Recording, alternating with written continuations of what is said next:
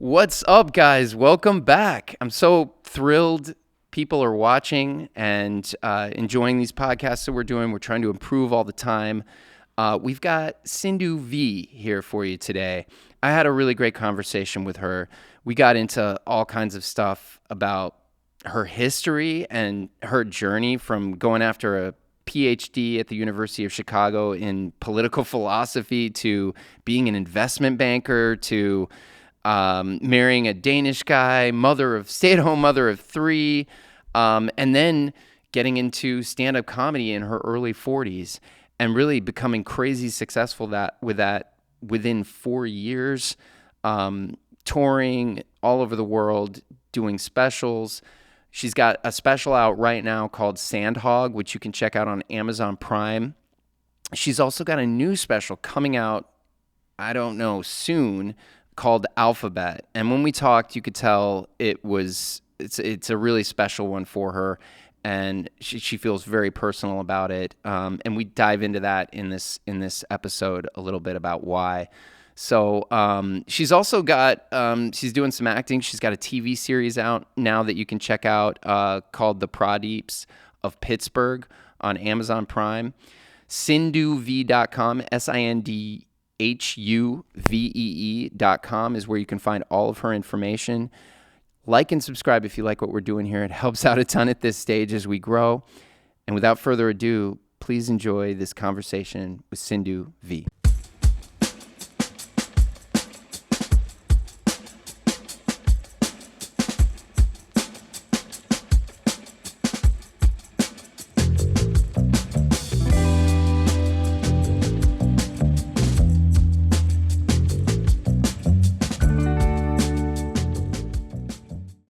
Well, Sindhu Vee, welcome. Welcome to the den. Oh, welcome my to the gosh. pod. Thanks for sitting down with me. No, thank you for having me. I'm very excited to be part of something to do with stand-up and performance in the U.S. that's not my actual show.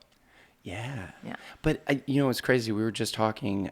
I can't wait to get into that. But you were in Chicago for a while. 2 years. I was in grad school here. Yeah, I was doing my PhD. Nice. Yeah, which, for the listeners, I did not complete. So I'm not Dr. Sindhu. I quit because I thought this is too boring. I need to.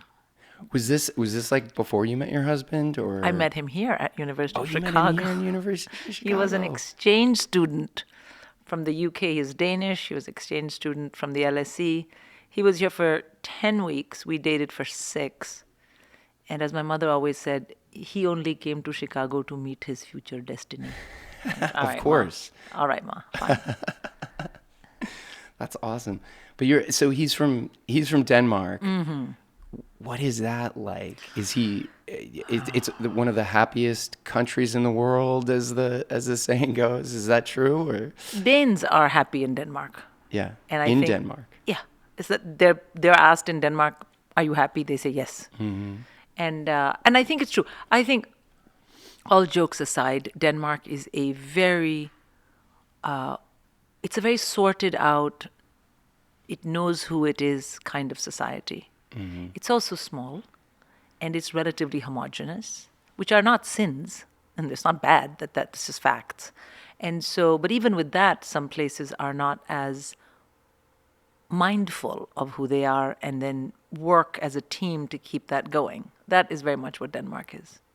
Wait, let me see if I understand this. So they don't really work as a team? They do. I'm saying they're mindful and they work as a team to keep that way of life. There's a very specific Danish way of life, Yeah. In families, typically both people work. The kids go from a very young age to a kind of kindergarten called børnehave, where you leave your kid when they're very young so you can work. The state provides a lot of support. It's a very, very, I would say, robust social welfare state. And Danes are culturally quite homogenous. They're not very religious, but they all do Christmas. Mm-hmm. And it's all about the family. And I've never met a Dane who doesn't go home for Christmas. That's just not done. Yeah. And they're very liberal. So and community's big. Huge. Yeah. But, like in India, community's big, but we're always talking and it's emotional. And you upset me and then I cried and then we hugged. Danes are super rational. There's none of that. But they're still very connected as a community. They're very like, how are you? I'm well. Good. Want a drink? Yeah. Whereas in India, that would have already caused seven fights. Right. That just that conversation. So not as many highs and lows, I guess. Oh my gosh, that's a very good way of putting it. No, absolutely not as many highs and lows. Absolutely not.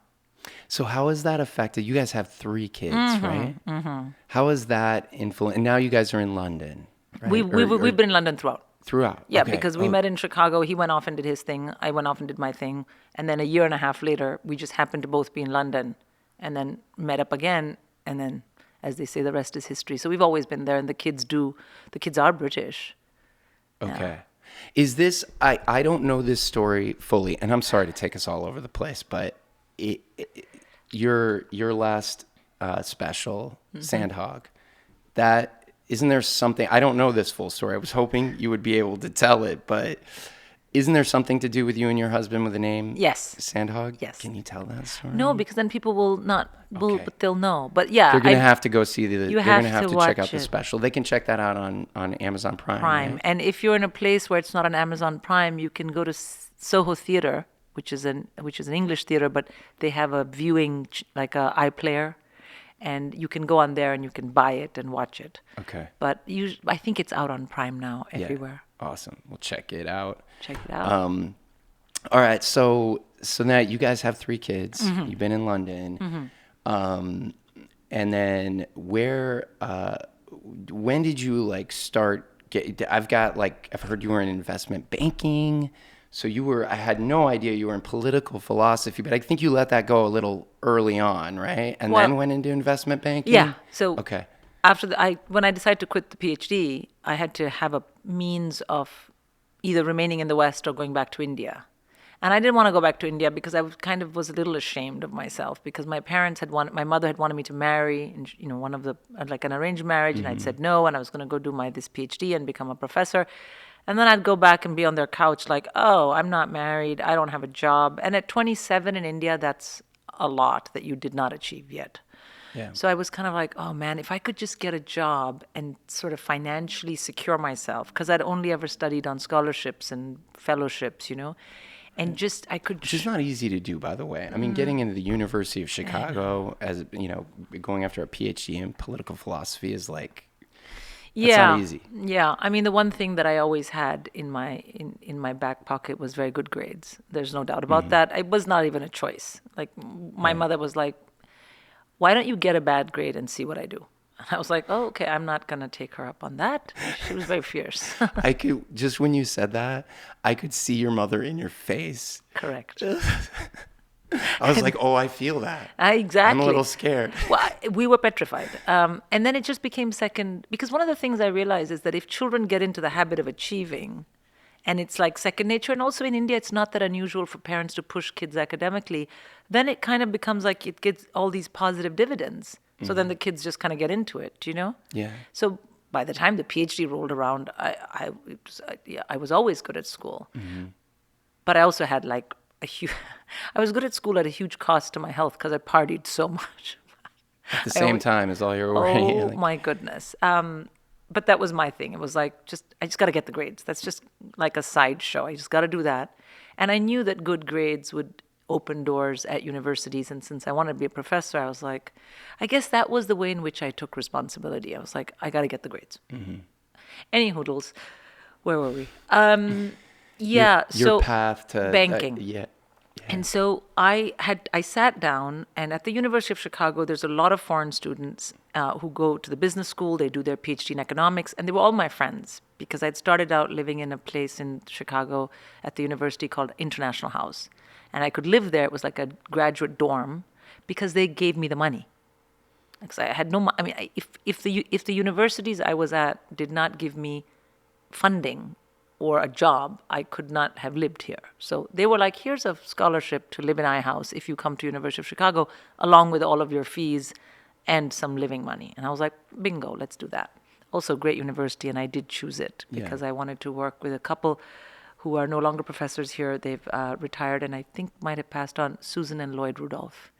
Cool. Fantastic, just like academic powerhouse, power couple. And you knew of them? And I'd read their research, and one of them, I think Lloyd Rudolph, had come to McGill where I was doing my master's, and I had met him and I had talked to him, And I told him what I wanted to do my PhD in, and it was very unusual what I wanted to do at that time. It was extremely interdisciplinary. And he was like, oh, well, if you ever think of leaving McGill, you should apply to Chicago because we are very interdisciplinary, which they are. So Where is McGill again? I should know this. Montreal, but... Canada. Okay. Oh, great. And so what happened was I sat down with all these international people who were in sort of career-oriented paths and said, how do you get a job? Because I'd never thought of working outside a university environment. And they were like, what is this question? And I'm like, you're an MBA, you're an MBA, you're an economist. How do you get like a job? And they were like, okay. First of all, I think some of them thought it was a language barrier because English was not their first language. A lot of them were from Europe and they were like, what is the question? And I was like, this is literally the question. Sorry for doing the accent, but it's an accent of a particular friend of mine who was very helpful. I love accents. I would be sad if there was a world where we couldn't do accents. I know. Well, it's not this world. On this pod, we are doing accents. Okay. So they were like, you need a CV. And I was like, oh. So then they literally sat with me and said, this is what you need 1 page. You need to, these people, they come and they recruit at the university and you need to get that CV in front of them, but they only recruit at the business school or these other sort of career-oriented departments. They're not going to come to the social sciences division looking for some random runaway PhD. And I was like, oh my God. Runaway PhD. Yeah, like, running from a PhD. And at that time, nothing motivates a person, Ryan, like survival. And I knew that I had a very limited amount of time in which to either get this job or to take my bag, my entire U-Haul full of shame back to India. So I thought, I can't do that. So what I did was I switched out of, by the end of my first year in Chicago, I switched out of political science using whatever credits, etc., and I applied to the School of Public Policy because they were able to give me funding. You see, I always had that constraint. I could only do something where I got a scholarship because I just couldn't afford anything else. And I was on an Indian passport, so no loans, nothing. So I had done a few courses in the public policy school just out of interest, and I went and spoke to the professors, and they were very keen. I think good universities are happy to let students that they think have the raw material move to figure out what they want to do. So I moved into the AM, the 1-year master's in public policy. Because think about it. Would you hire someone in a business or in something that was like, I know about Immanuel Kant, I know about Hobbes, or someone who's like, I know what a spreadsheet looks like. Mm-hmm. Yeah, the second one. Yeah. So you got to get stuff done. It's great you know that, but at the end of the day. Yeah. So I moved into the public policy and I got them to agree to fund me, but not to give me living money. And that was the first and only time I asked my parents. I asked my father. And he lived in India and it was a lot of money. But I worked out what my rent and food was. And I was like, I need this for a year. I didn't want to ask. And I was always crying. And my mother was like, just ask your father, you idiot. But she did say, since you didn't want to get married, I guess this is the way you're going to find your feet. So I was like, yeah, I know. So, and my dad was like, sure, he'd saved money and he said, sure, I can give you that. Like, he was like, don't worry about it, because I had never asked. But I really felt that it felt very costly to me to have put my parents into a position, not to ask, but to put them in a position where savings of theirs would have depleted. To be used for me because I couldn't get my shit together. Yeah. That's how I took it. Mm-hmm. But I think that was the asking made it clear to me that I had no choice. I was going to get a job, if only to repay my dad. So that kind of like put a responsibility of sorts on you. You felt that. Did you expect to feel that way? Like, because I think a lot of people that get help, like, it can actually work against them mentally. They can take it one way or the other, but they can take it as like, oh, I got help this time. I've got that safety net, Yeah, I think I didn't think of it. I mean, I certainly didn't think of it as a safety net because I knew that they couldn't do it again. Yeah. The second thing is my parents raised us to be very self-respecting. And I very much equated self-sufficiency and responsibility with self-respect. Yeah. And your parents never expect you to think in terms of self-respect in their presence. I mean, my parents existed to make sure my life was successful, but they did it in a way that I understood that I had to take responsibility, and that the less responsibility for my own life I took, the less I would experience self-respect. Yeah.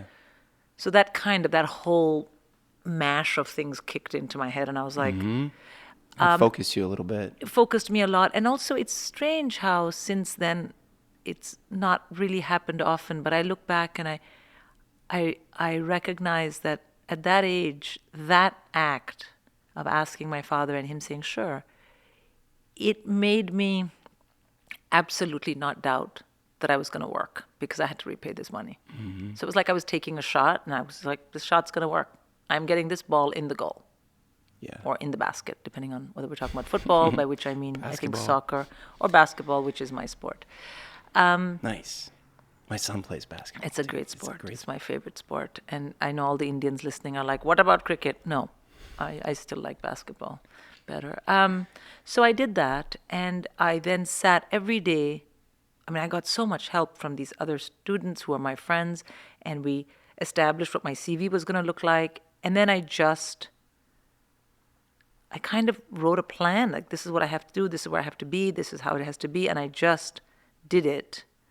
And I guess in my life there was a lot of grace, because, people don't come out of the woodwork to help or spend that time, or you don't get the breaks, but I did. And I remember I can talk about this now, it doesn't matter. There were these evenings where the HR people from several companies, like call them all the consulting firms, would come, and only business school students could enter, because it was like a closed event. And everyone had a badge, so you couldn't gate crash. I remember asking one of them, I need to get in, and my friend Ferdinand Rust, if you're listening, Ferdinand, he lives in Munich, I think now, or maybe he lives in Switzerland. I said to him, Ferdinand, I got to get into this, because I need to get this CV into the right Did you hands. use badge? No, and he said, fine. He said, just wait. He got his badge, and as he was entering, he said, just hold my hand. So I pretended like I was, I don't know, his girlfriend, someone who was holding it, and we just walked in. It was like a big melee. There were a lot of people. I just walked in, and then I had these CVs in my hand, and oh boy, I went up to every single HR person, and I put it in their hand, and I think the people were getting like 50, 60 CVs, and I put them into, and then there was one gentleman there, and his name was Darren Moy, and he was and this was investment banking, which I didn't think I would get. I thought I would become a consultant, because, as you have noticed over the last 10 minutes, I can talk. And so I thought, It's a good thing we're on a podcast. I know. So I thought but you have to throw lots of bread on the water. And I went and I put this in his hand, and he looked up, and because I had, my initial departure from India had been to an English university.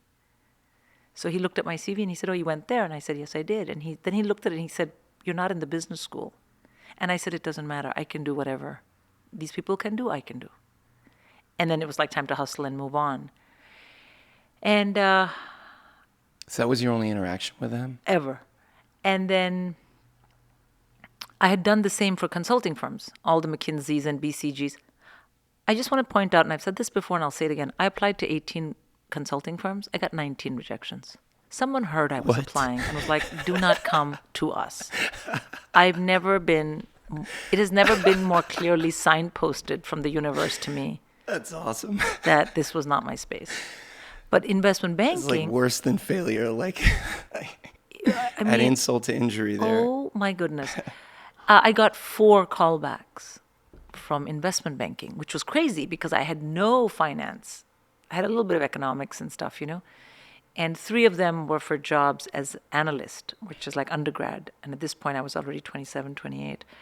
And they were, one of the interviews I remember walking into, it's like held in a little room on campus. And I won't say what firm it was, but the guy interviewing me was like a 22-year-old. And he was like Chad from Iowa, which is no shade on Chads or Iowa. But he looked at me and, Just a bro kind of thing. well, super bro. And my nose is pierced, right? It's something I did when I was in India because my mother told me I had to. Because, when you get married, your nose has to be pierced. So at 18, she said, go get it done. And in India, it was considered so conservative to do it. So my friends were like, oh my God, you're so lame. You're going to do what your mom said. You're going to pierce your nose. And I'm like, I got to do it or she'll get pissed off. And here now, It's so funny because it's not conservative here. Oh it's my kind of God. like a statement. Exactly. So I walked in and Chad asked me his name was not Chad. We're just calling him Chad. Asked me a few questions. And then suddenly he stopped and he said, I got to ask you something else. And I said, yeah. He's like, do you have piercings anywhere else? And I didn't remember, because I don't remember I have this. So I was like, huh? And then he just pointed to his nose. This was 97. So there was, it was fine. It was like a different time. And I remember touching my nose and I said, oh, no, I only have it here. Like a belly button I don't know piercing or something? I think he was so fascinated that he'd never seen something. And I was like, and he said, do you have a tattoo? And I was like, no, but I'd like to get one, but I haven't got one because I'm very scared of my mom. And he was like, bro, I'm scared of my mom. So we had some ridiculous conversation about this. And then I left and I thought, is this what banking interviews are like? Like, how weird. Went back to my friends who were like, they're not like that. And then very late in the day, I got a call from Darren Moy. And he said, we want to interview you as an associate, which is like post-MBA. And so we're doing our final round from all over the United States. And it was an English firm, Barclays Capital, in Philadelphia. So I want to talk to you this morning. So I think I met him again and he just had a chat with me. And my CV was clearly not for banking. So he asked me, but I was so sure in my head that I needed this job that I would say to say I sold myself, holy cow.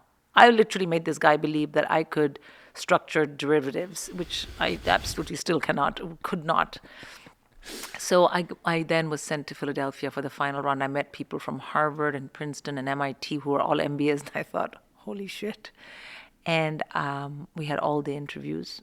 It was at the Four Seasons or one of those big hotels. And everyone who interviewed me, I kept saying, I think I'd be good at research because I'm not that great at math. And they were like, funny. I think they just thought, that's cute because she wouldn't have made it this far.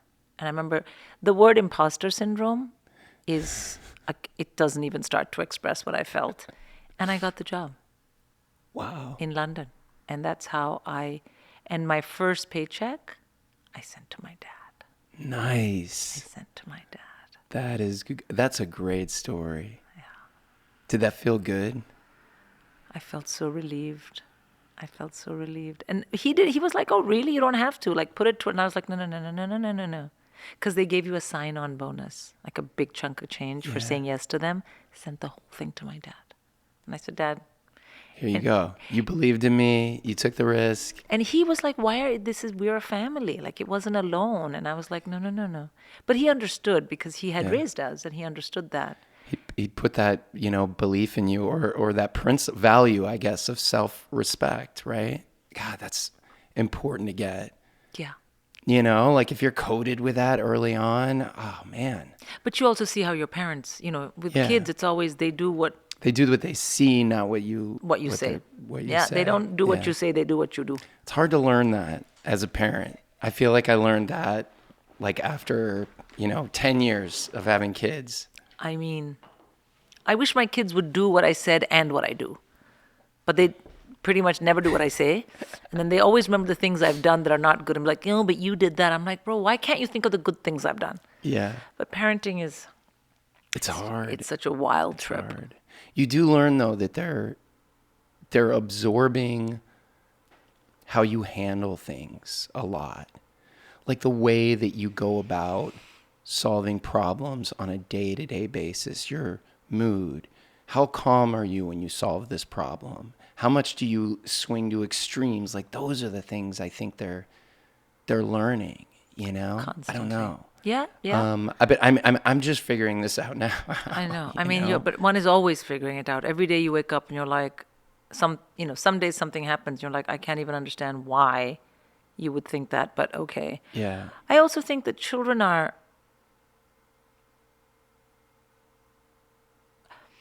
I think children are getting all their resources through their childhood and through everything they see around them and how you behave and how you and your spouse are and how you and your friends are and what makes you sad, what makes you happy.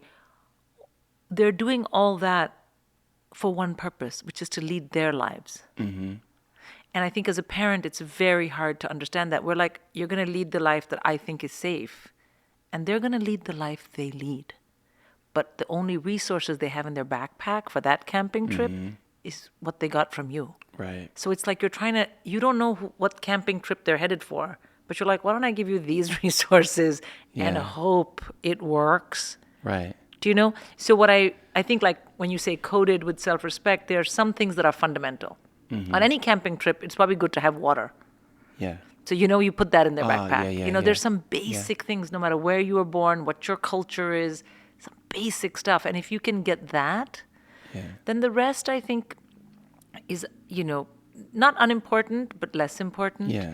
But I don't know if I did that. Yeah, Like, I don't know my parents thought that. They were just leading their lives. They were just leading their lives. That's the thing. I definitely don't think as parents you stop and go, okay, what do I put in the backpack? Everything that I do is part of what goes in there. Yeah. Even like a relationship with your spouse, like how you guys interact, you're teaching them how they're going to interact with their future partner. It's the only thing that they're exposed to. They're going to take something of that and use it somewhere in some relationship, But here's the thing. Who has the time when your kid is, sticking their fingers in the electric socket, you're just sticking trying to their get through the day. sibling's head in the toilet? Who has the time to think what is in the backpack? You're like, don't kill each other, you guys. What are you doing? Totally. Or when they're crying because their socks are itching, you're like, what is this? And when they're like, no, I can't wear pink trousers today, when they're 3, and they're like, I'm not going to ignore it. And you're like, just, no one cares. No one cares. Right. But for them, it's life and death. Yeah, totally. Oh, my God.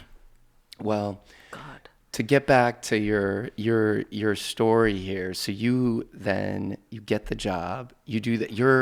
How old are you now? Or roughly 27, 28. Okay. Yeah. So then you do that, and you're already with your husband, right? No, because you don't you get back to the UK, and then you guys meet up again. Mm-hmm. And he's in finance at that point. Ah, gotcha. But he finished his PhD. He's an economist, so he's doctor economics PhD, totally hardwired for all things macroeconomics, finance. Fine, like that's fine. That's him. And then there's me being like, I remember once on the trading floor talking about hermeneutics to a trader who said to me, and I quote, "No one knows what that means and no one cares. Shut the fuck up and do a trade." I have no idea what that means. Hermeneutics, the philosophy of meaning. But I was like, okay, cool, I'll do a trade. What's a trade? But, But you figured it out. I had to, yeah. I'm not getting fired. Yeah, you're earning a living. How long did you do that for? Not that long, like 6-7 years.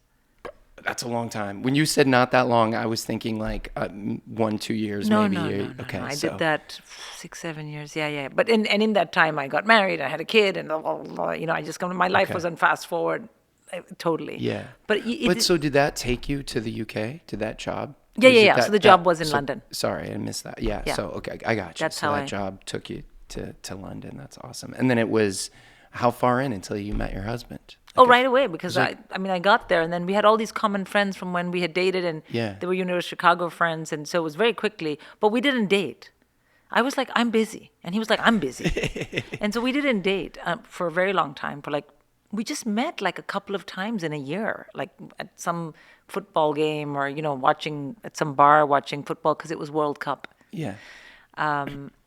And then towards the next summer, so almost a year after I'd moved there, we were going to see all these, it was the summer of the football, and I love football. So went to watch that a lot. And then, somehow it was his idea. He's like, I think we should get back together. And I was like, yeah. And then 20 days later, he proposed. So it was very quick. Whirlwind. And that's in Sandhog, so I don't mind saying it on a podcast. But that was fast. Yeah. I mean, we were not, from the time you say to someone, let's maybe go out again, and then you're both in different firms and you work 20 hours a day, 20 days doesn't take a long time. There's not a lot of time you're spending together. And then he proposed. So I was like, Were you expecting it? no, who in their right I mind don't expects know. that? Not me. No. But I had come But from you were open to it. well, I came from the arranged yeah. marriage background where I had lunch with boys and had to say yes or no, right? That was the way it worked. You met a boy, your mom said he's a good boy, go have lunch. Then you came home and had to say yes or no. So for me, in some ways, I was like, 20 days is a long time compared to one lunch. But it's the fact of the matter is, and I'll say it on this podcast, and I've never said it before, but I'll say it. I don't know. It's still a mystery to me that he asked and I said yes so quick, knowing that we weren't in an arranged marriage, that I was very independent, that we were so culturally disparate. I don't know, maybe. What if your mom called him up? No, she didn't. She was so no. It's a bad Hello, joke. that would have been no. She didn't. But I did. I didn't say yes to him until I called her. He waited like outside okay. while I called my mom to say, because I never thought I'd marry a non-Indian. I was like, Ma, this foreigner. We call all white people foreigners in India. I said, Ma, this foreigner's proposed to me, and she was like, someone wants to marry you. Are you sure? I'm like, yeah. She's like, so give me the details. That's what she said. Are you sure? And I was like, yes, Ma, yes. And so we talked about it for like 5-7 minutes on the phone. And she said, let me think. And then she came back and she said, say yes. This is the thing. This is the right time. This is the right boy. After hearing for 5 minutes from me about his like CV. But she just said to me, I can hear it in your voice. Say yes. And I was like, she knows you really well. fuck knows, man. So I came out and I was like, and I remember my husband said to me, so does your mom want to marry me? Like he was like, I can't believe I'm proposing. And you're like, wait, I gotta call my mom. He was like, what? Anyway, yeah. So that was that. It's got a lot of elements of like, That's great. someone wrote a story, rom-com vibes, but it's not. It's my life. Yeah. And it sounds like your husband knows that. He knows you. He's cool with that, the way that all went. Yeah. I mean, I think him and my mother were very sure. I was more like, really? Well, no, I wasn't unsure of him. It's not like I didn't like him. I was head over heels in love with him at the time. But you don't just marry someone like that. Yeah. Because love is not the thing that gets a marriage through. It's values, compatibility of values. It's ability to partner with somebody. Love is great, but that's not the thing that sticks. That's interesting. So what values do you guys have that sort of align? Oh my gosh, so many. And thank God we do, because we had no. You come from completely different. And that's so it's true. And values are not about. Some values adhere to culture. And a lot of values don't. Values tend to adhere to people, to the quality of a person's relationship with their own life. And then that goes into a family and a community and, a bigger clan, whatever. Mm-hmm. So, you can have people on different sides of the planet who have taught their kids about self-respect and how you get it. And you can have people who teach their kids financial responsibility. You don't have to be from the same culture. Do you see what I mean? Yeah. We were just lucky. Yeah, totally. Yeah. So as we got married and then we were like, oh, we're the same on this. Oh, we're the same on that. Great. Lots of things, when it comes to disciplining kids, not the same values. Because he's like, you can't say anything to kids. Meanwhile, I come from a culture where, as I've said, everything we think is great parenting is illegal in the West. So it's like, oh, shit. And we had a lot of fights about that. Because I was like, these are my kids and I'm going to make it. And he was like, they're our kids. So just relax. Mm-hmm. And I never did anything illegal, for the record. But I did think, like, it's all too wishy-washy here in the West. And in Denmark, it's wishy-washy. Oh, my God, they say nothing to their kids. But because those kids are not raised with that same...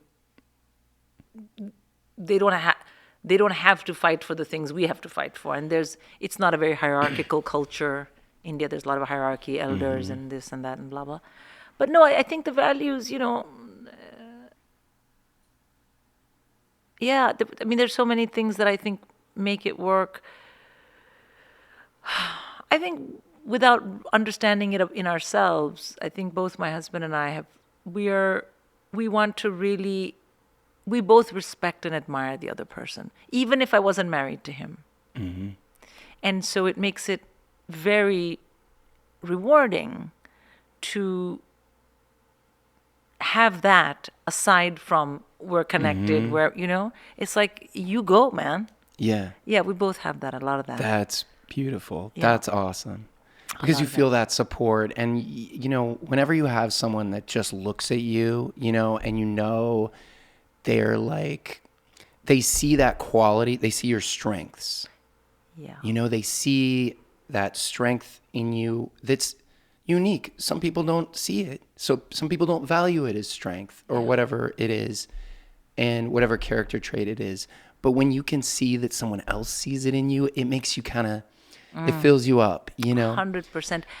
And when you make a life with somebody so that almost all of your life is enmeshed with theirs, finances, children, where you live, their parents, your parents, so that you're operating in the world as a unit, it can be very difficult to be able to peel away enough from the unit of it all to then see this person as an individual who has hopes, dreams, wishes, aspirations, abilities away from the unit Outside that, need yeah. respect and that need admiration, or that are admired and respected, and that they are allowed to have that quite apart from how they operate in the unit. Yeah. That's hard. It is. And I think it's very hard. by the grace of God, we both, for some reason, Yeah. seem to have that most of the time. Listen, It takes confidence inside too, because it's also like with the partners. I mean, if you have one who's going outside the family unit and having kind of a life or successes, the other could get jealous of that, or insecure, Insecure, or yeah. So and it's not always plain sailing. Sure, But no. I think the word is confidence. And we both were very close to our families. And so we always had that support that if there was gaps in, because you can only put that much into a unit. You've got kids, you've got work, you're tired, you're busy. Taking each other for granted is the sort of sad side definition of marriage as well. You finally get hitched up to someone that you can constantly take for granted after the first year. You know what I mean? Totally. By the time you're all picking your nose and farting in front of each other, like, what is that? You would never do that with someone you were dating. But like a couple of years into marriage, it's the worst. Everything is hanging out. Like, you're like, yeah, fine. So sometimes that can lead to gaps. And we were lucky that we had parents we were close to, or that they were available to us. They could plug those gaps. Because in a cross-cultural marriage like ours, you do need that. Because people default to their culture when children are born. So we were very lucky that we had that support always. Are your parents? My parents have both passed away recently. Oh, I'm so sorry. It's not great, but it's life cycles round. Yeah. Yeah, I'm but my sorry. in-laws are around. That's good. Did your kids get to spend time? Tons. I mean, my parents really stepped in, and my in-laws, to help raise the kids, and It's so important too to have. so good. Not just for the help that you need as a parent, like especially when they're young. Oh my gosh, even if they fly in, help for a little bit, or they're nearby, even better. But also just for the contact with them, the time spent with them, the absorbing their character and their values as well. Multi-generational kind of. It's important. In India we have something called joint families, where everyone, grandparents, your kids, everyone lives in the same house. My cousins live like that, and it's called joint family. And I've always missed that, because your kids are being raised not just by you, by uncles, aunts, grandparents, so they get a lot.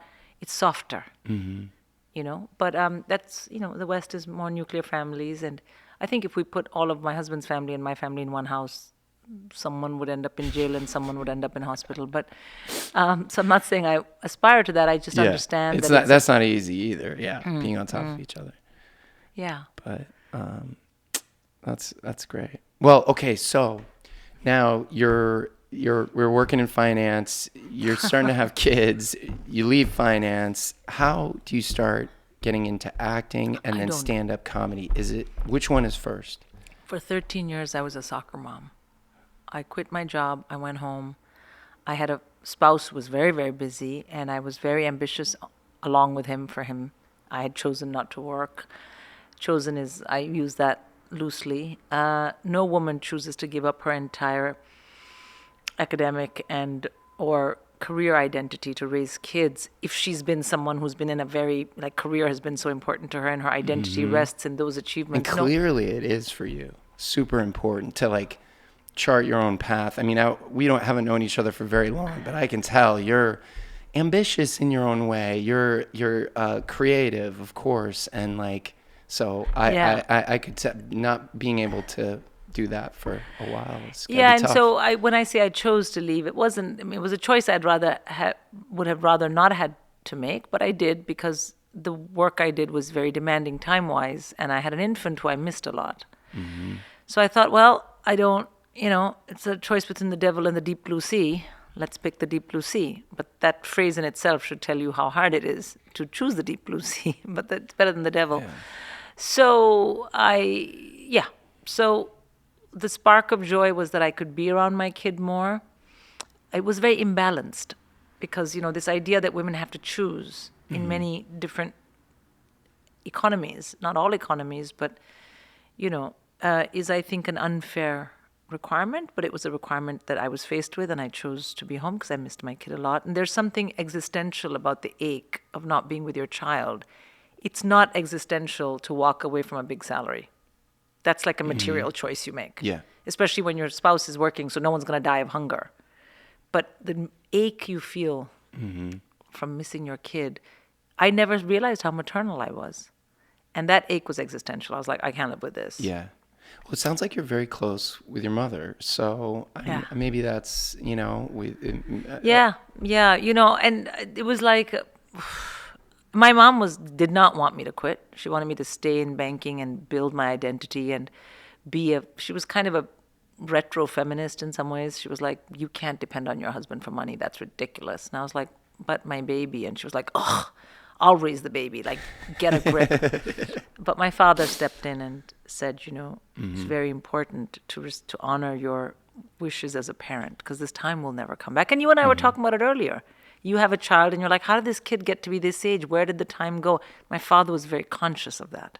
Yeah. He used to say, I want to be conscious of it from here on. He always said that I can't believe my daughter's 15. Yeah. It is like, I'm like, whoa, time, wait, I got to use every moment. My father always said this sentence. He said, time is like a river, it flows in one direction.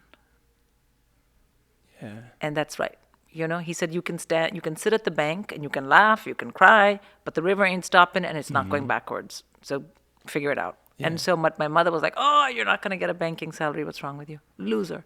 Anyway, I stayed home. And then, I think there was a protocol to having that kind of life. You raised your kid, your spouse went out to work, you spent a lot of time with the kids, and you went to date night with your husband. You painted your nails, you grocery shopped, and my mother and I had some help, so it's not like I was, dying with housework, but I was doing all that. And I think it took a couple of years before I was like, this sucks so bad. And it kind of had sucked the joy out of having kids because I was like, they don't need me all the time to be doing ABCs. Like, what demented life is this? But by then I'd kind of blown it because you can't go back to Wall Street with 4 years completely out. And I'd had a second kid because who wants an only child? No offense to my husband who is an only child, but maybe that's why I was like, we cannot have an only child. And so I had another kid, so I had 2 little kids. And then I felt like, oh shit, I can't go back. I don't know what else to do. I can't do a PhD. So then, there were a bunch of moms who were they had hobbies. So they were like, we drop the kids off and then we go and we learn interior design. I was like, what? That was not going to work for me. And so I spent some years in the real wilderness then. I mean, the landscape of my interior life was desolate. Let's put it that way. But I filled it with other things, children's concerts. But I wasn't even one of those good moms who would make there's an Easter egg parade in the kids' school every year where they have to wear bonnets that are like I was like, I don't fucking what? And so I made a bonnet, and then the following year I put 2 extra chicks on it. My kid was like, "It's the same bonnet with 2 chicks." I'm like, "It's got 7 chicks. It's a different bonnet." Like I was not because I wasn't happy. I wasn't happy. That's not where your passion was. For not some even people it passion. is. Yes, and that's the thing. I was so envious of the moms who I knew who loved it. But I didn't really cut myself any slack. I didn't have any compassion for myself, for recognizing that everything I had been raised to do, and my mother and father always taught, you get a job, you get to the top of your thing, become MD. I just blew it. And I was like, I am a soccer mom. But the children were still, I was never, like, I wasn't bored and negligent. I also knew some of those moms who'd come over. I remember one of them famously came over. The first time I met her, my son was in second grade. She was a new mom.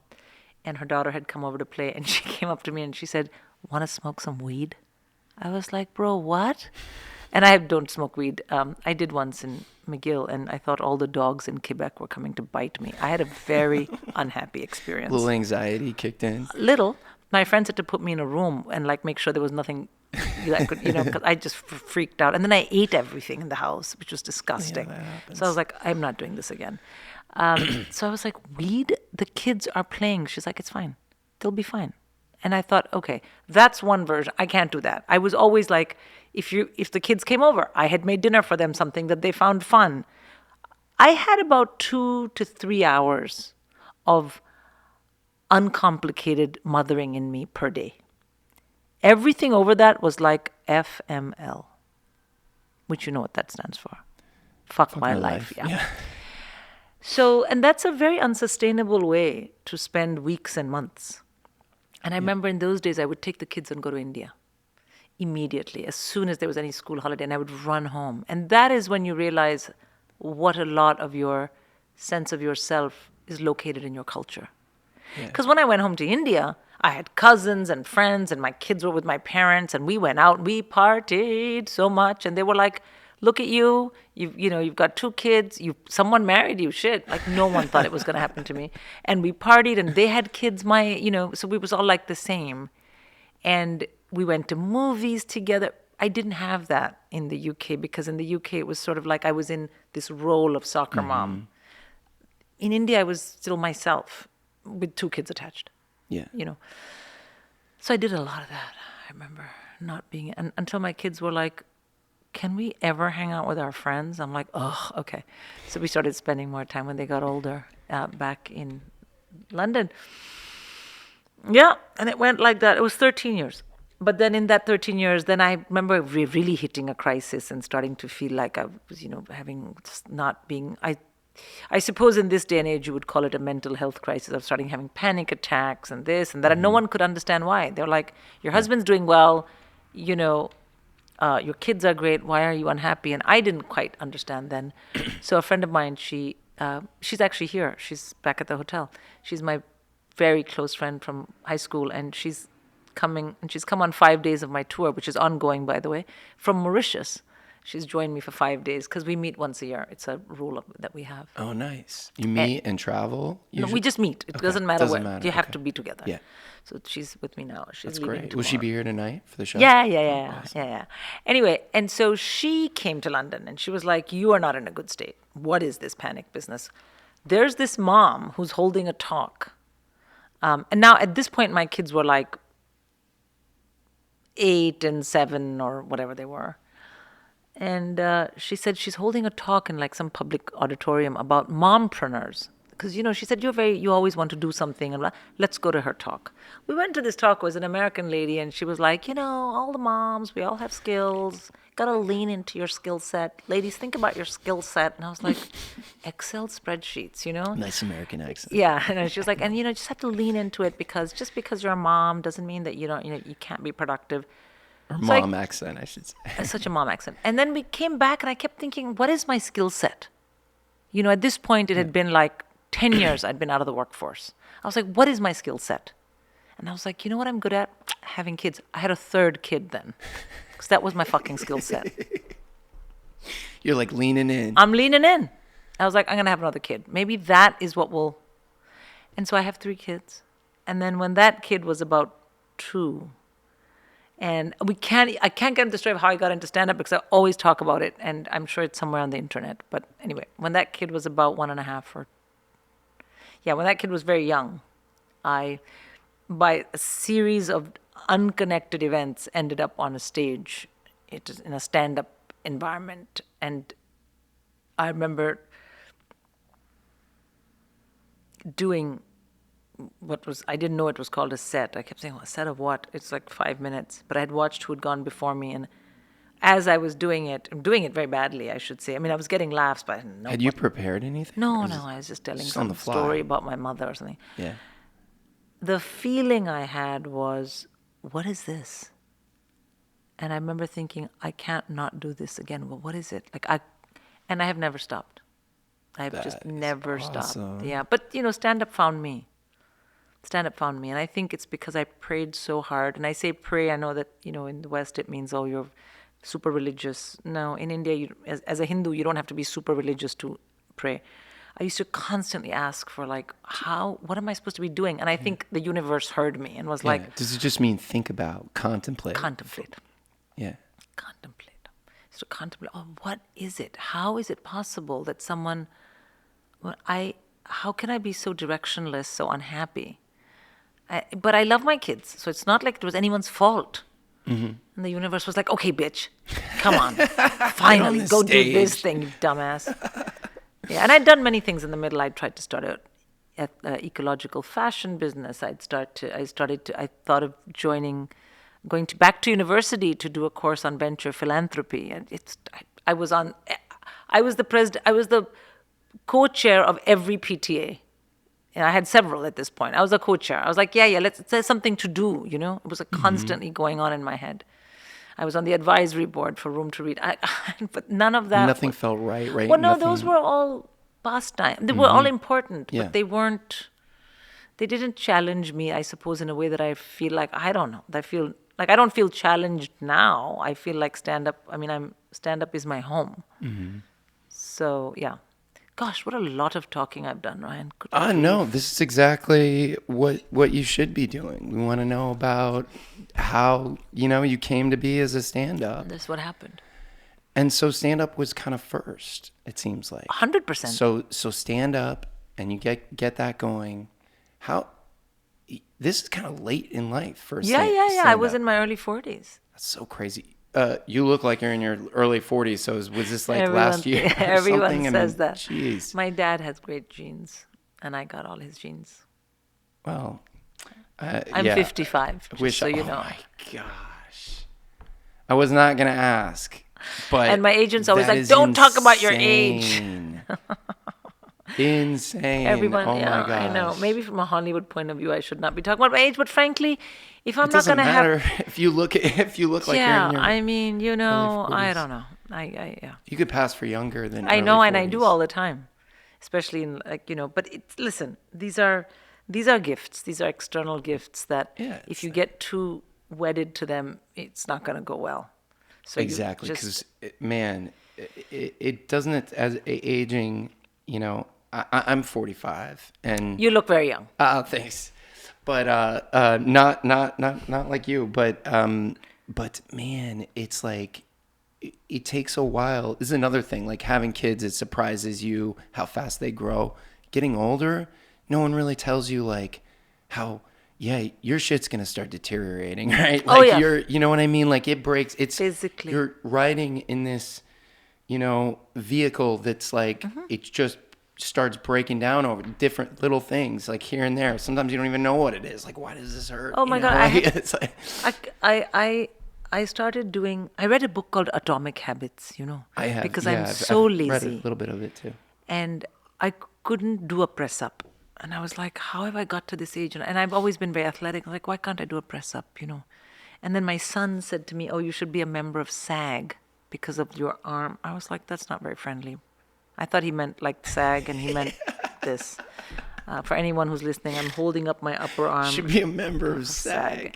So I was like, fuck this shit. I'm going to do a press up. And then it turned out I couldn't do one press up. So people with saggy arms get to be members. God damn it. Anyway, then I read Atomic Habit. And in that book, there's something like whatever habit you want to do that's new, attach it to a habit you already do. Mm-hmm. Like if you brush your teeth, then... So I did one press up a day after brushing my teeth. And then now I can do 20 with my knees out. But then 3 months ago, I had to stop. My shoulder started hurting. And I was like, turns out they're like, you have frozen shoulder. I'm like, it's been summer. I haven't even been cold. What are you talking about? And they were like, no, it's just age. And I'm like, you know what? God damn it. So I can't do press ups. So I'm going back to SAG. But yeah, the body is an organism. Wait, is it just like right? Is it It's like here. a pin? Yeah, because it's I up can't here. see. I Okay. can't raise my arm all the way. Ow! But the body is an organism, and it will age. Yeah. Yeah. You Well, know. hopefully technology will come along and give us some stuff to keep us going, or not. Or not. But I fine. think age though telegraphs more from what you are on the inside than from the outside. I mean, of course, we look at people. We say you look old, you look young. But I think having a life where you've like a lot of people tell me, oh, you have a lot of comics in their 20s are like, you have really young, like youthful. And I'm like, yeah, I feel 27, but I've always felt like that. And I think that's more how you, like your age frequency comes from inside, Yeah. rather I than no, outside. I fully agree with that. Do you know? Yeah, I feel like my father was that way. Like he had me when he was 50. Oh, my. So he was like an older dad, but his frequency, if you want Yeah. to call it, was like, oh my, whenever you saw him, he was like, hey! It was like super excited all the time, and that energy carried on into his 70s, 80s. Lovely. And it's like when you feel that, it's like even if the looks Yeah. are Yeah. it's more like your energy that like is it kind of can make you feel seem younger as well, which is cool. So all right, so then when are you touring? Are you starting to tour now a lot? No. So when I started stand up, I did not. Okay. So I had not seen live stand up the first time I got on stage. So the story I told you about not knowing how to do finance, times that by a factor of 25 million, and then you get me in stand up. I had never seen live stand up. I knew it was a thing. I'd seen a DVD of Eddie Murphy in my life. But I didn't know, like, I had never been to a club. I did not know what this thing was, but I was like, I got to do this again. What is this? So I immediately did the thing that Sindhu always does. I was like, I got to educate myself. So I started to Google. I started to watch YouTube videos I found out who Billy Connolly was. I was like, oh, Eddie Izzard. Oh my goodness. Then, of course, I knew Eddie Murphy, but I was like, Wanda Sykes. What? And I mean, never heard of, they've never been in my psyche. Right. Because I grew up in India as well, so it's not like I grew up on SNL. You're not looking for it. You're not in a kind of friend zone that like watches a lot of No, comedy. I was with the moms who, Yeah. everyone was shoveling pasta or the in their finance world and nothing. Yeah. And my husband was Danish, so it's not like he was part of, he knew a lot about English stand-up or any stand-up. And I didn't tell anyone. I didn't tell my husband. I didn't tell my parents. I was like, what is this? What is this? What is this? But thankfully, the group, the organization that had put up this gig that I was part of called Funny Women UK, they were very helpful. I asked them and they were like, oh, there's a course you can do on a Sunday, which will teach you about like how to hold a mic. And so I didn't join right away. I read, and then I thought, okay. Then I read books on what is funny, what is a script, what is this typical Sindhu. Because also I had little kids. So it wasn't like I could go out in the middle of the night. Where was I going to go? I hadn't even been to some of the places that these clubs were in. I didn't even know what a club was. But I started to read. I thought, oh, this is what the people who do this as a profession are thinking of techniques. And then I remembered I'd seen Seinfeld when I was at university here, and he always started in the beginning in front of that audience. And I was like, that's stand-up. That's what he was doing. So Steve Martin had a book. Billy Connolly had a book. I remember I read, and on Amazon it says, if you like this, then you like this, that recommendation thing. So I read some, and then I joined that course every Sunday. And by then I had to tell my husband, hello, because the people that Funny Women UK, that gig that I did, the first one, it was a competition. I know, you would think someone who found themselves in that situation would know, but for many different reasons, also involving alcohol, I didn't quite understand what was happening. I went to the semi-finals. So there I met women who had been doing comedy for 11 years and wanted to do, and I was like, oh, I never told them that I'd been doing it for less than, 11 minutes. But I talked to them and I thought, okay, so this is a world. This is an entire industry and world. And what does it mean? Then I saw that in the UK, a lot of women do double acts. Then what is improv? What is Second City? Like I started reading. And when you have 2 kids in school and 1 at nursery, you have time in the day. I literally put myself in Sindhu school.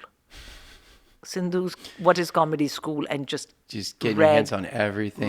Read. Yeah, I just read and I made notes and I thought about it. And then I joined that course every Sunday for 8 weeks. And I met a bunch of people who were like, we want to be comedians. And I was like, I never could even say that. I was like, it's such a fraud for me to say, I don't know if I want to be a comedian. I just want to get back on stage. Like I didn't. And at that time, like I said, I had friends who were doing interior design as a hobby. And I thought, maybe this is the thing I'll do while the kids are at school. Yeah. Like learn about this. So that course was also, and it's a great course run by Logan Murray in London, or actually around the UK. I met like-minded people who were new and wanted to do stand-up. And then they had been thinking about this for years. So they had so many resources. They were like, oh, this book, that club, open mic. I didn't even know what an open mic was. Open mic, this, that. I was like a sponge. I was like, what is this? What is this? And then we became friends. And then from there, we had a showcase at the end of that course. And of course, no one I knew came because I didn't tell anyone.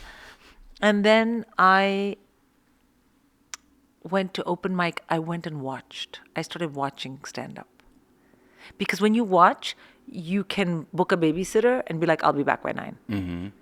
When you go to stand-up, as I realized later, you don't know because you don't know when they put you on. Going on exactly. That's another whole story. The logistics, the administrative logistics of having 3 young kids and doing stand-up. But then I started seeing, okay, this is what this is. This is what this is.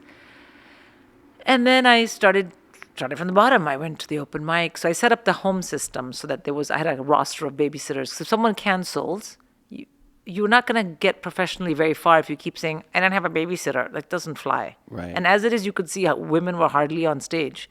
So I said, I'm not going to, fuck my chances even more by being like the mom who couldn't have a babysitter. Just started doing open mics, And then just went from there. That took 4 years. 4 or 5 years before I got signed by an agent. So 4 or 5 years of like open mics and opening. Would you like open did you start opening for like other comedians? So by the time, in 2016, 17, I guess, I entered the BBC Comedy Awards, which is like a big, if you get far in it, it kind of gives you eyes. You get your head over the parapet. I applied very late. Because unlike a lot of my peers, I was not in a rush to see how this would end. I wanted this to continue forever. Because I have never felt so completely at home doing anything. So I thought, you know what? My husband earns money. I don't need to be earning from this. So I can do 6 more months of, unpaid gigs than compared to someone else. And that is something that I always do underline, that, I did have certain things working for me. Right. Right.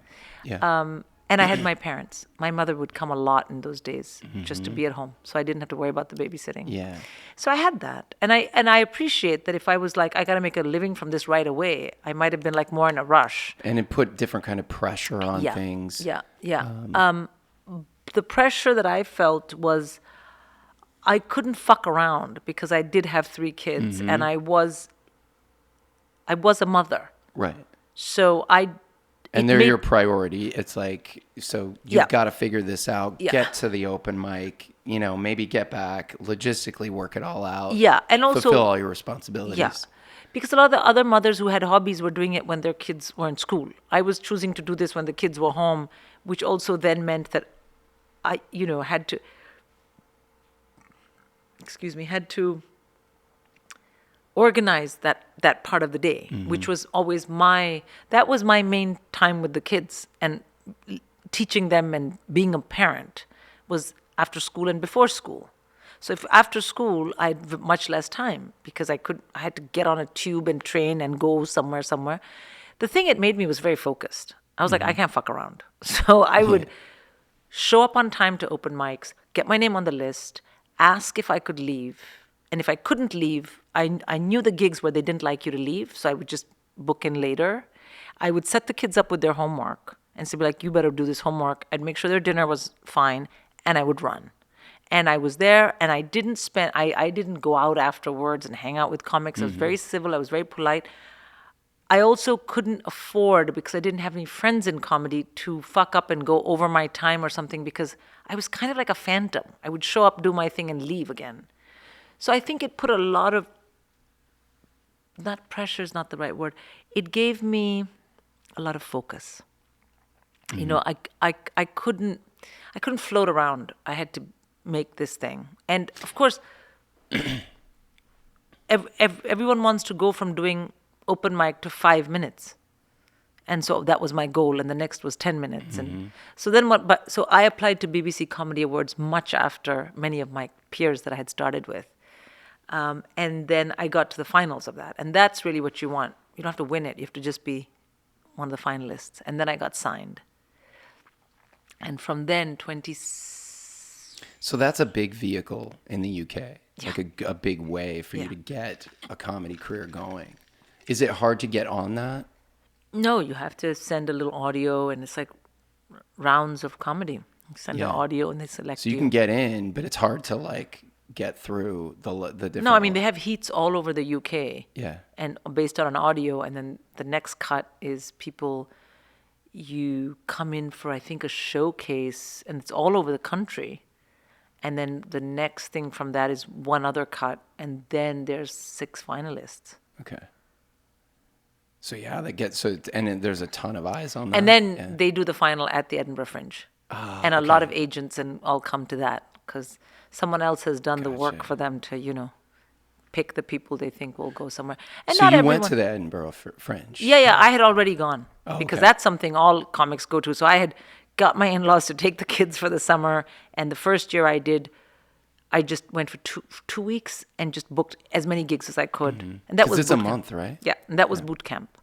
I remember the second time that I went, I was there for, I think, 10 days, and I was doing like 6 gigs a day, 7 gigs a day.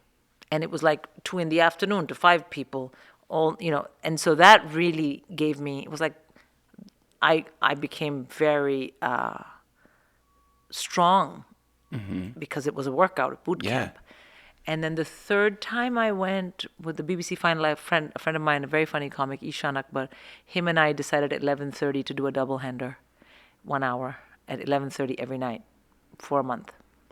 Nice. And so that will give you some practice. Yeah. And then I got the final, and then I got the agent, and then the year after the agent, I took a 40-minute show for a month called Iguana Mom. And I did that in one of those closets in Edinburgh Fringe. I remember we had a bucket of ice and a plastic fan just so it would make the room cool because people were passing out. And it was like, okay, and then the following year, I took my first hour and I got nominated for Best Newcomer. And then again, so that's another moment in your career, right? And then after that, I did the Apollo because Anthony came to see me because my show had sold out in Edinburgh and I was on the short list to be nominated, blah, blah, blah.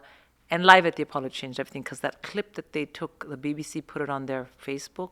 So it was filmed. The Live at the Apollo was filmed. Yeah. And that's a big theater. And it went viral. Nice. And, within a month I had like 1 million, 2 million, and now it's like 64 million views or something. Or 46 or 60, for some big fucking ass number that who cares. So it's so crazy how like all these little steps are important. And you went from starting in your early 40s to like just chipping away these little steps. I think that'll be inspiring for a lot of stand-ups to hear. Yeah. That like you can, or just anybody too, figuring out that like, one, the thing that I find really compelling is being so drawn to something, like being pulled towards it, because I've spent so much of my time going after certain things and then trying things and, it doesn't feel right. And I think you have to remain open to continuing to be open to things until you get that thing. You don't have to. Not everybody finds it, but how great is it that you find Oh that my thing God, that's that's a just, gift. it just grabs you, Oh my God. you know? And it's so crazy. But there are other comics that have been chipping away for decades. And now Nate Bargatze, Yeah. one of the funniest guys. But, Oh, yeah. he's been going forever.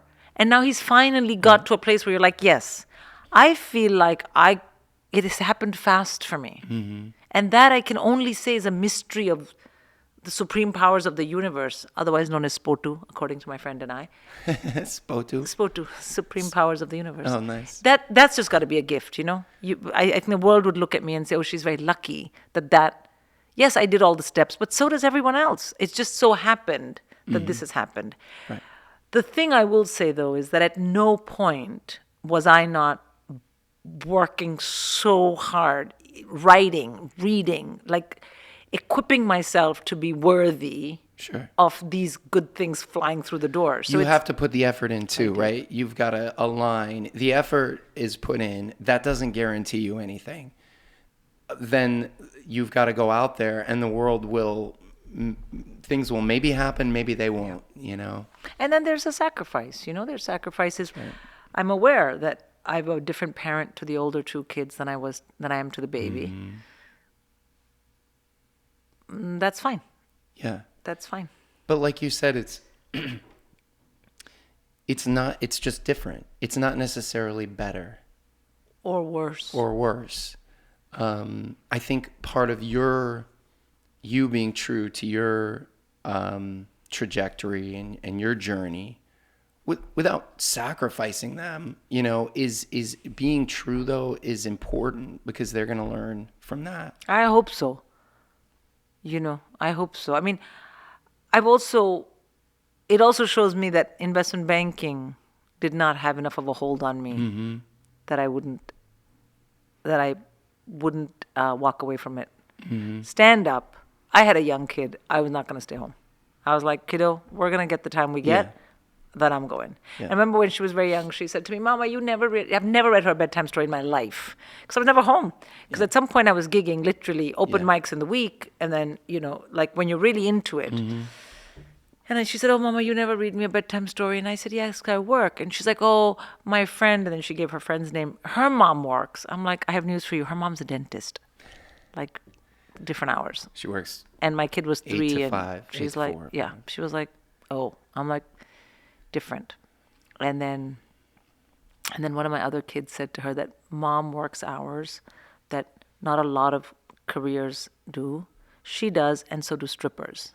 And I was like, why would you teach your 3-year-old sister that? And they were like, because, I think they do late hours. I'm like, probably. Great. Okay, now we've established that. And of course, my kids were like, no shade on strippers. I'm like, I don't think that is the question we're discussing here. You know what I mean? Because then the baby's going to go to nursery and be like, my mom and strippers. And I'm like, what? Anyway. But by the way, no shade on strippers. I just think it's hard for a 3-year-old to be discussing that. Sure. Yeah. That's just like an older sibling to do that, though. 100%. Man, totally. Like just throwing a little like monkey wrench in the mix there to make it harder on everyone. Everybody. And I talk about that in my show, about, the cost of having kids that are old enough to handle a sibling, but then you realize there's a hidden cost. Yes, there is. Absolutely. Oh, man. So what are some of your favorite clubs in the UK? Oh, my goodness. That puts me in a bad position. Listen, I have always... What are some popular places? Popular ones. I can tell you where you almost always will get an audience. You're like, okay, they were up for it. Yeah. I mean, I like, first of all, anyone in the UK who's listening, I love all the clubs. But, Central London, easy to get to for me because I live in London. The Bill Murray, Angel Comedy, Top Secret, Banana Cabaret, Banana Cabaret, that's a cool name. Banana Cabaret. I haven't been to any of these, by the way, okay. so Well, I don't know and, about them. Backyard. I can't wait to go. Yeah, Up the Creek, Backyard, ABC Comedy. I mean, these are just. I'm sure I'm forgetting names, and I'm what sorry. What size venues are these roughly? Are they like? They're. Well, I mean, it depends. Like Top Secret on a weekend. 200, yeah, Top Secret can be like 100 plus or 200 on the weekends. ABC is just a smaller, more cozy room. I think what's important is they're always packed. Yeah. And that's I the agree with important you. thing. You can have 20 people who are up for a night of comedy and it's packed and it's The energy's electric. good. Yeah. It's electric. Yeah. I really believe that, getting a room, whatever size, we have here at the Den, we have, we've got a 40 to 50, it's actually a 50 seat smaller room. And, if you get close to filled in that, so small place, 40, 50 seats, that's so much better than putting 40, 50 people in a 400 seat, theater or something, and it's like, you need that. Performers need the appropriate people and energy to work. Yeah. And I mean, of course, ideally you do what you learn going to Edinburgh Fringe is if you have to, it's harder to make one person laugh than it is to make 50 people laugh. That's one thing you learn in Edinburgh. Because there is one person there at 2 p.m. who's drunk and doesn't want to be there, and you have to make them laugh. You're like, this is tough. It's a tough crowd of one. Guess it gets you stronger, but It just makes your comedy better, or makes you better as a comedian because you learn to pull more resources out of yourself, and it makes you a better performer because you can't be like, well, they didn't get it. It's like, no, say something they're gonna get, and but. I will say this. I will say that at different stages in a show, as you're developing your material, different sizes of audiences are more valuable to you. Like a huge room when you're doing work in progress is not great because some people will just laugh at some of it. A small room of quite critical people, but small, where there's no big ripple laugh, that's very helpful, I think, because then you're like, this shit is not working, or this shit is working, or... That's a workshopping environment. Later. Then, of course, when you have a show and it's polished and it's ready to go, by all means, have it in a humongous room. Have 1,000 people in there. Yeah. I guess I've never thought about this before, but if you're working out material and you have kind of a smaller room, maybe it's not even filled completely, that may be valuable for knowing which jokes are 100%. really strong. 100%. Because if you have a packed room, and the energy's all there for you, and people are ready to have fun that night, they've had a few drinks already, like it's like do you ever have an experience where you're like kind of tricked into thinking this joke works really well? All the time. And then the next time you try it and it dies, then after 5 times you're like, the first audience was wrong. Yeah, of course. Yeah. And I think that's the beauty of stand-up, is that any 10-minute piece of beautifully honed material you have has been put through a kind of a lab, Starts in your head, then you write it, then you switch the words, then you try it, then you try it again, then you think, should I move this here? And I do a lot of my writing on stage. I don't pre-write. I have intuitions, and then I think it's the funniest stuff I want to say, and then I get on and I say it, and we see where we go. And I always record everything on my phone and listen back, and it's a whole different way. Wait, so you don't write? I know. I might write an intuition, but no. And then you try it out on stage. And then I write again. Well, so the first time I've said it, I then listen back and write that, and then I work from there, because I'm more able to fill out a joke live than I am with a piece of paper sitting in a room. Usually I'm like, this is stupid. But I'm like, no, but I think it's funny. So I think I take that and then we work out. But the idea is The intuition's always there, yeah. Like I was recently in an Uber and the ride was so surreal. And part of my reasoning for why it was surreal was I'm like, am I racist? And then part of it was like, no, I don't think so. I think this is just weird. Like, this is true. It's not racism. And so I got on stage and I was like, okay, you guys. And then I kind of walked them through the story. And you could see where the laughter was. And I even brought in the things that I thought might make me seem like it was a race thing in my head. And I put it out there to see. And I was like, oh, no, okay, fine. But we worked it out, and then I recorded that. And then I went back, and I don't have to talk about the racism. I don't have to talk about this. I'm not racist, by the way. But I thought, that the intuition is this, is that really it's very hard to express, but being in a weird Uber ride is a it's a jarring experience. And then what? And so now I'm working on that material. But, I had to talk about it and tape that. I couldn't have just gone on and been like, isn't it jarring to be in a weird Uber ride? Yes. And then what? Ugh, nothing. Yeah. But you have to get there. You have to kind of paint the picture for people, connect them in a way where they can relate. And you see, do they connect? Yeah. Many people are like, this is the worst shit I've ever heard. Get the fuck off stage. You're like, okay. Got it. All right. So now you're like, okay, so you've gone on a few tours. Yeah, so I did my first tour in 2019. I did my first tour in 2019 and with Sandhog, and it was amazing. It got extended. So I did like 2 runs at Soho Theatre. I think I ended up doing something like 90 nights on that tour. Wow. But like between the moving around the UK and the residencies at Soho Theatre, yeah. That's It was awesome. great. Really, really good. And now you're here. You've got a little bit of a tour going. Yes, the second leg of my US tour. And you've got a few more locations left. This is awesome that you're here in Chicago. I'm so excited to sold out. Be at the Den on October 23. Yeah, tonight. And then October 25, I'm in Atlanta. 26th, I'm in Philadelphia. And October 27th, I have 2 shows in Toronto. That's great. Yeah. Do you like Toronto? Do you like performing there? I performed in March. They were great. I mean, they were like brought the energy. I was like, holy heck. And then this time we put the biggest venue I've ever done a solo show. Fantastic. It's the biggest. It's the biggest by a few hundred, but still. Okay. So we sold that and we put a second show on. Hell yeah. I think it's fantastic. I love your story. Thank you for kind of going into depth with me on a lot of things. Especially on marriage. This was more about marriage. I'm like, what? Hey, I know. I'm sorry. That's I'm okay. sorry. Okay. Is there anything else that we haven't covered that you want to share? Well, the other thing is that my second special, Alphabet. Yeah, I wanted to ask you about that. Yeah, it's filmed. It's ready to go. I don't know where it's going to be out. It might be out on one of the streamers or it might be out on my website. Okay. What do you think of that? Do you think if I could just put it on my website and people could just buy it, that's it, right? What do you think? I've witnessed what a lot of people do coming through here with their specials. People have shot a number of specials here. And I've talked with a few performers about it. I don't know.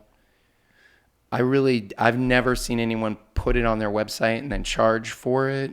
It's always like either you're just going YouTube, like a lot of people will do that, go that route, and have complete control over it, and then do a lot of like podcasts and promote it as they like leading up to putting it out.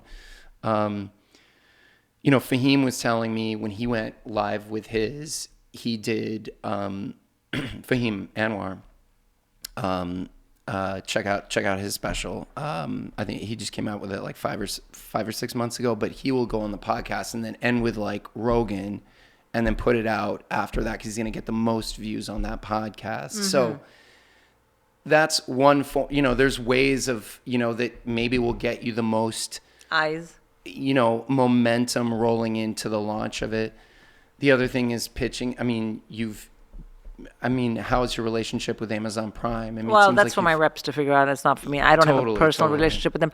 But in the UK, there are comics who sort of follow a model which, not to make anyone uncomfortable, Louis C.K. started with, where it was on his website. You just downloaded the special. Oh, okay. He used to do that. I didn't know about that. He used to do that. That's not what Louis C.K. is famous for at the moment, let's be honest. But that model is followed more in the UK. And, it's we'll see. I'm open to all ideas, but it's filmed, it's ready to go. It's called Alphabet. And I'm very excited about it because it's a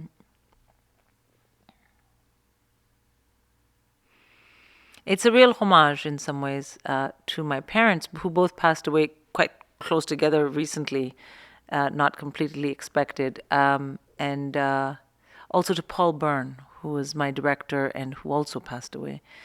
Very young. I'm sorry. Yep. So it's a real homage to those things, and it's like a little gift I got from all these people, and I'm like, you know what? We're gonna wrap this up in really nice wrapping paper and a big gold bow, and I'm going to share it with everybody. So I hope all of you who are listening to this, please watch it when it comes out, and you'll know on my Instagram when it comes out. Look out for Alphabet. And Sindhu, just meeting you and getting to know you a little bit, I guarantee you will do the right thing with that piece of art that you've created. You're gonna put it out, and the thing that's perfect for what you're doing. Yeah, and by the way, I want to say I have co-produced it, which I've never produced anything in my life, but I was like, nope, I think I want to co-produce. And, I think producing comedy specials as a stand-up, when you've gone through open mics and this and that, it's very empowering, and I think it's something that I hope to be able to help other comics with when the time comes, because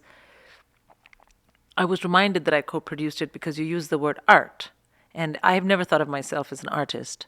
But when I was doing this, I thought, no, this is a little something that I'm creating, not just saying, but all of it, the set, the music, the getting someone to compose the music, the finding the fabric for the set. And I was, very lucky to be helped in all this with my co-producers who are Turtle Canyon. Look them up, they're in the UK. And I do think that there's something about that which makes the things you say to the audience even more valuable than just saying them and someone has put you on a stage. Mm-hmm. And I hope many, if not all, comedians get to experience that, because, we're funny and we tell jokes and we're pretty relaxed, and the bar to entry of stand-up is very low. I've always said that it's a bit like Hinduism. The bar is very low. You could just show up and say, I'm a Hindu, and we're like, okay. There's no book, there's no, same with stand-up. You just show up and say, I'm doing open mic, I'm a stand-up. Everyone's like, okay. I mean, I showed up one day out of nowhere, and people were like, sure. No preparation, just get up there. No, but also, you don't have to prove to anyone. You can show up for an open mic. You can't show up on the set of a film and say, I'm an actor. Right. People will be like, get out. So, that being said, people often, stand-up is sometimes considered very low status. It's like you're just making jokes, but the fact is all of that is true, fair. But when you get to present those words in a format and in a vehicle that is important to you for whatever reason, it does feel like art. And it feels like art that's got a bit of us in it. Mm-hmm. Not just the words, but the rest of us. So we try and show, I want people to hear those words, but in that costume that I put them in that visual that I put them in, because then I think you'll really understand why I think it's funny. And that's what it's all about. Yeah. Sindhu Vee, thank you so much. Thank you for having me. I can't wait for tonight. We're going to have some fun. We're going to have so much fun. Yeah. Thank you guys for watching, and thanks to Sindhu for a great conversation. SindhuVee.com for comedy and tour dates. Also, as an actor, she just dropped a new TV series called The Pradeeps of Pittsburgh, which you can check out right now on Amazon Prime. So please do that if you get a chance. Also, like and subscribe if you got something out of this, and we'll see you in the next episode.